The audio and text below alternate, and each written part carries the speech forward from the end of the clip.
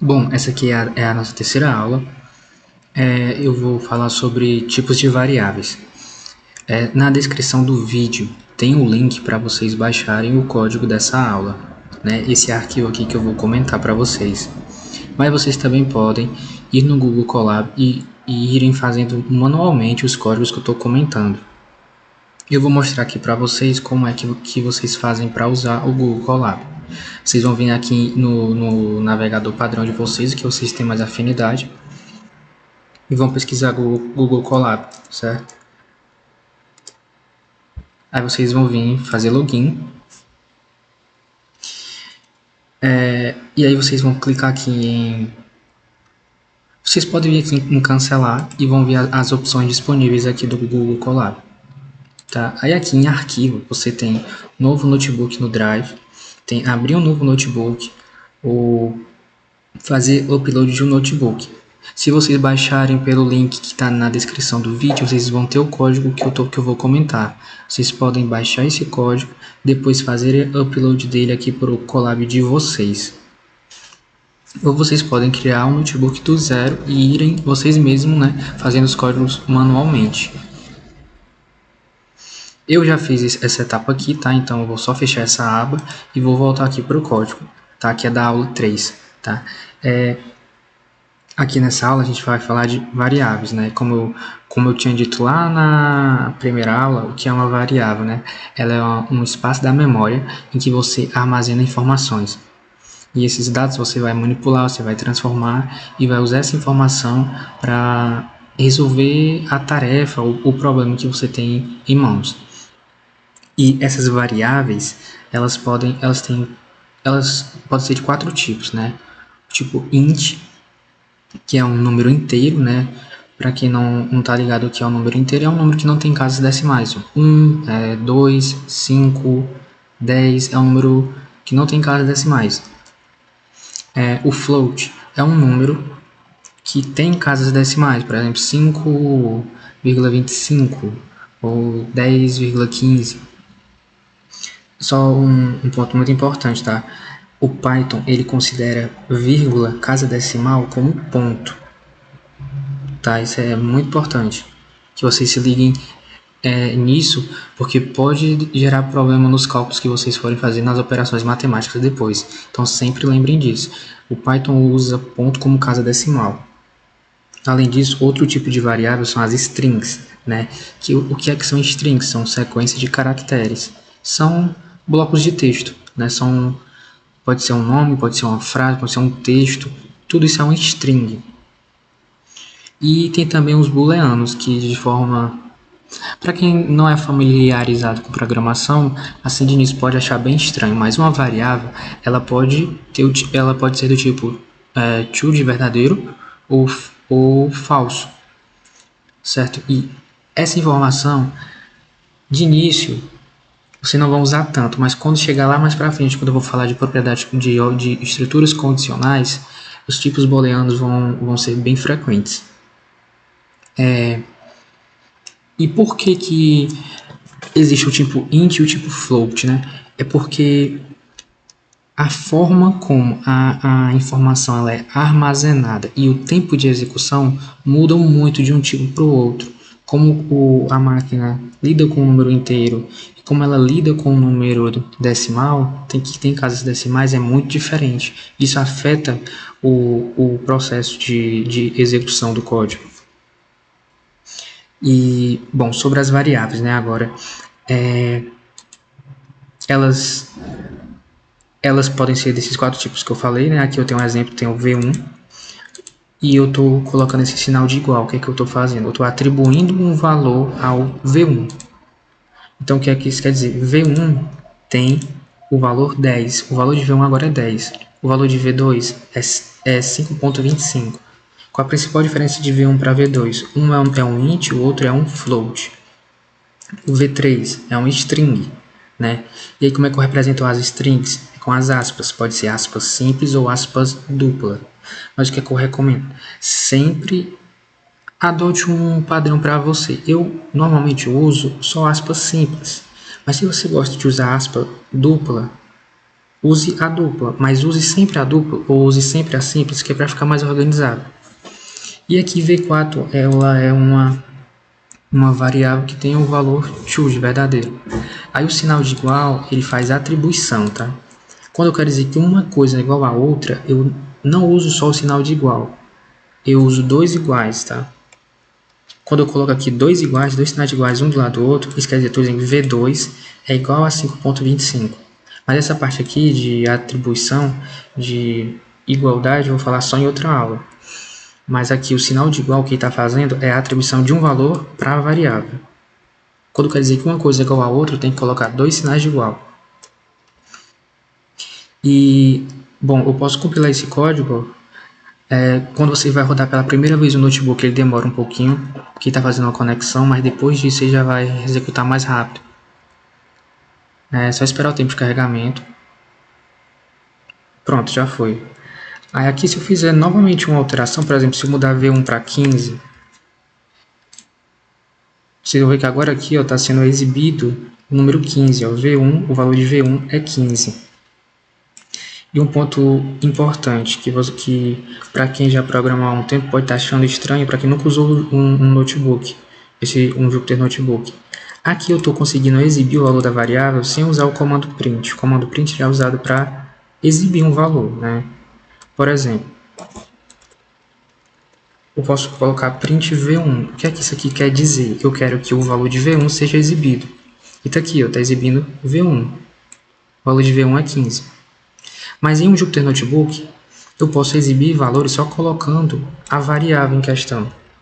Só escrever a variável em uma linha de código, ó, tá vendo? O valor de V1 já está sendo exibido, sem o comando print ser chamado. Isso vai funcionar. E aí, se você quiser exibir duas variáveis ao mesmo tempo, você pode também.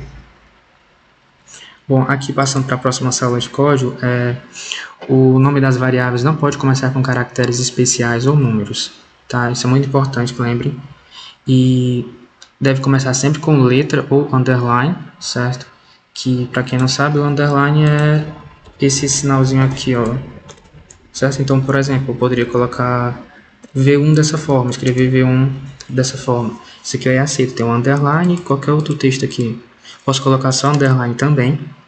Só que quando eu coloco um underline desse jeito, normalmente é quando é uma informação que não me interessa. Pode parecer meio estranho porque eu ia querer criar uma variável que essa informação não me interessa. É um valor que é ignorável. Mas lá pra frente, quando a gente for falar de estrutura de repetição, a gente vai ver por que algumas pessoas usam o underline para representar um valor que é ignorável, que não vai me servir. Mas aqui você pode também usar um underline para dar um nome para uma variável, certo? Por exemplo, underline V1, underline casa, isso aqui é uma variável, tá? Eu posso só colocar underline também? Pode, se você quiser só. Pronto, aqui a underline é uma variável que tem um valor 10. Só que normalmente é usual você usar só o underline quando você quer dizer que é um valor ignorável. Que lá na aula de repetição a gente vai ver mais sobre isso. Agora aqui tem um comando type, né? O que o comando type faz? Ele revela para mim o tipo da variável, né? Aqui na célula de cima, ó, eu dei valor a essas variáveis. E agora o comando type, quando eu executar ele vai exibir para mim o tipo dessas variáveis. Ó. Por exemplo, o type V1, ele é um int, realmente ele é um int. Se voltar aqui para cima, tá vendo que o valor 15 está sendo atribuído a V1, que é o tipo de V1. O type de V2 é um float, é exatamente o que está sendo exibido aqui. Isso é um comando muito importante porque quando você está fazendo depuração de código, às vezes você quer ver o que é que está dentro de uma variável, qual o valor que está o valor dela, você pode usar o comando type para revelar o que é que está acontecendo dentro dessa variável. Aqui eu estou tendo, nessa próxima célula, eu estou fazendo que V1 recebe o valor de V2, né? Eu estou fazendo uma nova atribuição. Então, o valor de V1 agora mudou. Antes V1 era 15, né? Aqui em cima eu estou atribuindo 15 ao valor de V1, mas aqui embaixo agora, V1 está recebendo o valor que V3 tem. E o valor de V3 não muda, tá? Mas o valor de V1 muda. Então agora tanto V1 como V3 correspondem a uma string que é CR7. Certo? Agora aqui nessa próxima célula de código, eu estou criando a variável x, né, que ela recebe o valor 2, e a outra variável y que recebe o valor 3. Essas duas variáveis são inteiros, né? E o que é que está acontecendo aqui, tá? Também eu posso atribuir, criar variáveis, tá? Tudo na mesma linha, tá? Que isso aqui está comentado. Quando eu tenho esse... até esqueci de comentar aqui em cima, né? Por que esse texto está em verde? É porque eu tenho esse jogo da velha. Esse jogo da velha significa que é um comentário. A linha de comentário ela é ignorada pela compilação, certo? Então, qualquer texto que você coloca depois do jogo da velha, ele não é lido, tá? Qualquer coisa que tiver aqui, ó, não é lida. E você pode fazer isso para deixando recados ao longo do seu código. Foi o que eu fiz aqui, né? Eu deixei esse pequeno recado dessa informação importante para vocês. E, bom, voltando para cá, eu fiz esse comentário aqui, porque o que é que isso quer dizer? Eu posso tanto declarar variáveis linhas a linha, né? Uma linha para cada variável, como eu posso fazer isso tudo na mesma linha. Fica a escolha de cada um. Se você está fazendo um código muito grande, para um projeto muito grande, para ficar mais organizado e evitar um código mais longo ainda, então você pode declarar tudo na mesma linha. E aí, aqui tem um ponto muito importante que difere Python de muitas outras linguagens, tá? Quando você quer trocar o valor de duas variáveis, né? Que, por exemplo, aqui, x é 2 e y é 3, mas eu quero mudar. Eu quero que y tenha agora o valor de x e x tenha o valor de y.